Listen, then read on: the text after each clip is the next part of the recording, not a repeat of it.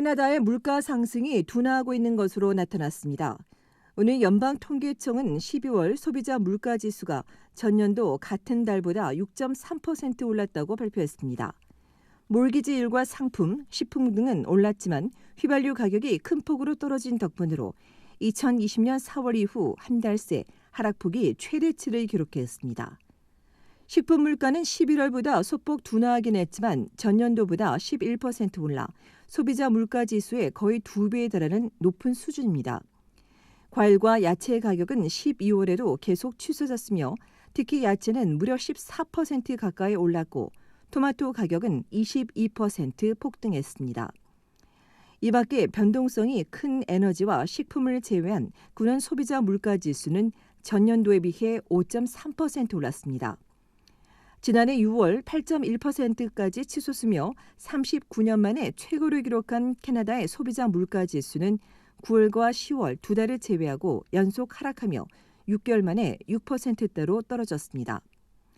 이처럼 인플레이션 압력 감소가 확인됐고 앞서 중은도 금리 인상 속도를 조절하겠다고 밝히면서 업계 전문가들은 오는 25일 중은이 기준금리를 0.25%포인트 올리고 더 이상의 추가 인상은 없을 것으로 예상했습니다. 현재 기준금리는 2008년 이후 최고치인 4.25%입니다.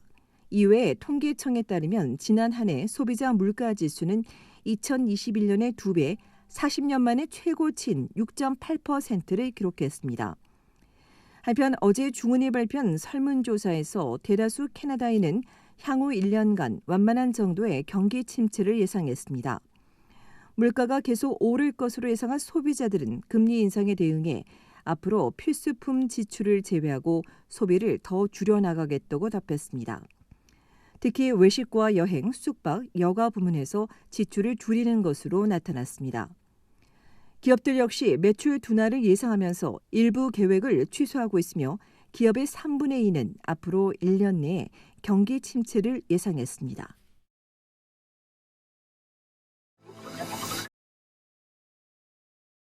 가벼운 음주도 암 등의 질환을 유발할 수 있다며 술병의 위험 경고문을 붙여야 한다는 지적이 나왔습니다. 오늘 캐나다 약물 사용 및 중독센터는 이를 음주 권장량을 주 단위로 바꾸고 술을 마시지 않는 날을 늘리라는 가이드라인을 발표했습니다. 12년 전만 해도 일주일에 남성은 15잔, 여성은 10잔 이하를 권장했지만 오늘은 일주일에 2잔 이상 마시는 건 위험하다고 지적했습니다.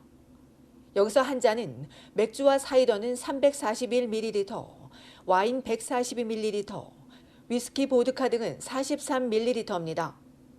앞서 적정량이 심장에 좋다는 연구 결과가 있었지만 이후 적은 양의 음주도 여러 유형의 암과 관련이 있다는 6천여 건의 연구 결과들을 반영한 것이라고 센터는 설명했습니다. 센터에 따르면 일주일에 3잔에서 6잔은 직장암과 유방암 등 여러 암 발병 위험을 높이고 7잔 이상은 심장병과 뇌졸중 위험을 증가시키며 더 마시면 위험은 더 늘어납니다. 그럼에도 대다수가 위험을 인지하지 못하거나 간과하고 있어 술병의 경고문을 부착해야 한다는 겁니다. 현재 캐나다인의 40%가 일주일에 6잔 넘게 마시고 17%는 3잔 이상을 마시고 있습니다. 이에 센터는 앞서 경고문 시범 운영 결과 소비자 관심을 끌고 음주량도 줄였다며 효과가 크다고 강조했습니다. 이와 관련해 일부 업계가 최선책이 아니라고 반박했지만 연방보건부도 국민의 공공보건 및 안전 문제라며 센터 측의 가이드라인을 검토할 것이라고 알린 가운데 소비자 10명 중 8명이 경고문이나 건강 메시지에 대해 지지하는 것으로 나타났습니다. 이런 가운데 최근에는 무알콜 또는 저알콜 주류가 인기를 모으고 있습니다. 건강에 대한 관심과 경제적인 이유가 작용하는 것으로 주류업계도 이 시장에 주목하고 있어 향후 성장이 전망되고 있습니다. 한편 최근 3년 연속 음주 관련 사망자 수가 증가하고 있습니다.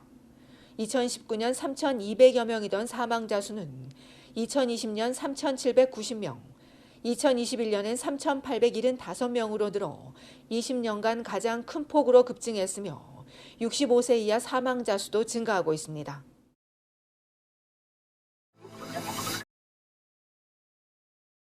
지난주 일부 공개된 온타리오주 의료 시스템 개혁안이 공개됐습니다. 적체된 수술과 대기 시간을 줄이기 위해 원주 정부는 3단계로 나눠 의료 민영화를 추진할 계획입니다. 1단계는 백내장 수술과 진단이 가능한 영리와 비영리 민간병원과 파트너십을 맺고 연간 14,000건의 수술을 시행할 예정입니다. 또 MRI와 CT 스캔, 안과 수술, 성형 수술, 최소 침습적 부인과 수술을 위해 1,800만 달러를 투입합니다. 2단계는 대장 내시경이나 내시경 등 비응급 저위험 수술을 늘리는데 이를 위해 다음 달 MRI와 CT 스캔을 허용하는 법안을 상정할 예정입니다. 마지막 단계는 2024년부터 민간 클리닉에서 고관절과 무릎 교체 수술을 진행할 계획입니다. 정부는 간단한 수술의 민영화를 통해 병원 측은 긴급이나 고위험 수술에 집중하도록 도울 것이라고 강조했습니다. 온주 정부에 따르면 현재 20만 5천여 명이 수술을 기다리고 있습니다. 이와 관련해 온주병원협회가 필요한 조치라고 환영했지만 반대로 의료 노조들은 이 개혁안이 주민들에게 부담을 주고 인력난을 가중시킬 뿐만 아니라 민간 병원에만 이익을 줄 것이라고 지적했습니다.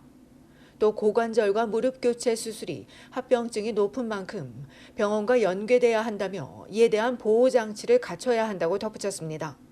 올해 1단계가 시작될 것으로 예상되는 가운데 정부에 따르면 민간 의료시설로 승인된 900곳 이외에 지역사회 기반 클리닉의 신청을 추진하고 있습니다.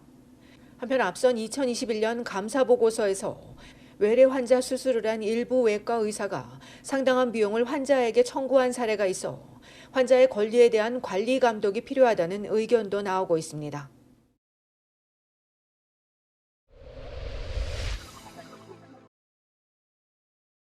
온타리오주 토론토 북쪽 마캄의 한 도로에 경비행기가 비상 착륙하는 사고가 발생했습니다.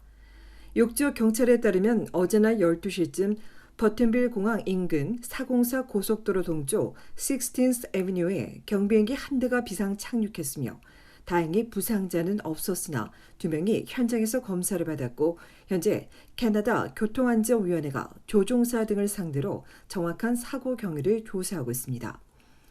사고 발생 후 정리를 위해 2-3시간 동안 현장 주변이 통제된 가운데 지난 2021년 10월 28일엔 단일 엔진 경비행기가 우드바인 애비뉴 인근 407 고속도로 동부방면 도로에 비상 착륙하는 사고도 있었습니다.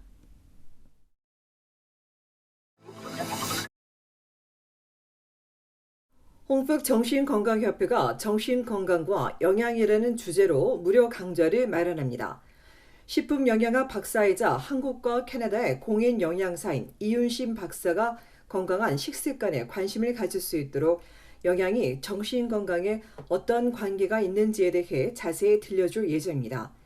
한국어로 진행되는 웰리스 세미나는 오는 2월 1일 오전 10시 30분부터 12시까지 온라인에서 진행되며 세미나 참여를 원하는 한인은 아래 등록 이메일을 통해 사전에 등록하면 됩니다.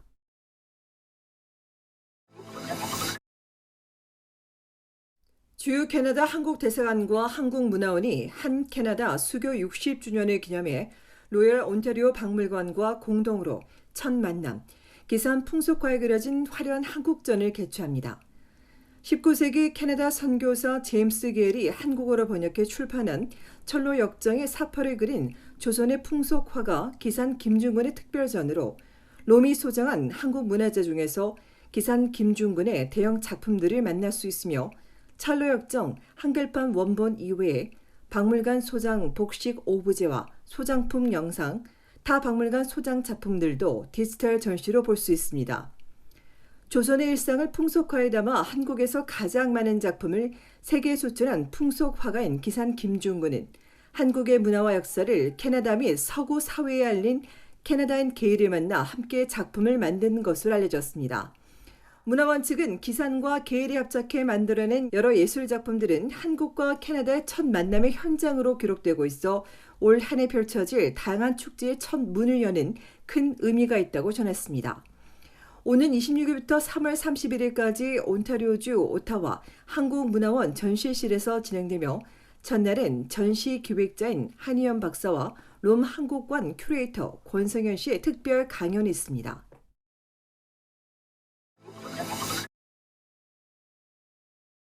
이달 26일로 예정된 한국의 국가별 인권 상황 정기 검토를 앞두고 캐나다와 미국 등이 여성가족부 폐지가 가져올 수 있는 영향에 대해 정부에 질의한 것으로 알려졌습니다.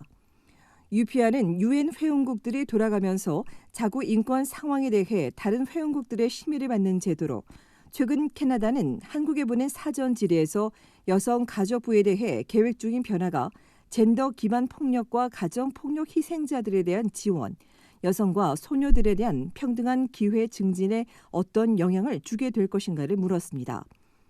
여성가족부를 보건복지부로 이관하는 방안을 두고 미국도 이 번안이 시행될 경우 여가부의 지원을 받는 여성과 아동들은 어떻게 계속해서 지원을 받게 될 것인지를 질의했습니다. 이에 따라 한국의 제4차 UPR 심의에서 여가부 폐지 추진 문제가 거론될 가능성이 높은 가운데 외교부 측은 관례에 따라 관련 부처 간 협의해 질문에 충분하게 답변을 준비해 설명할 계획이라고 전했습니다.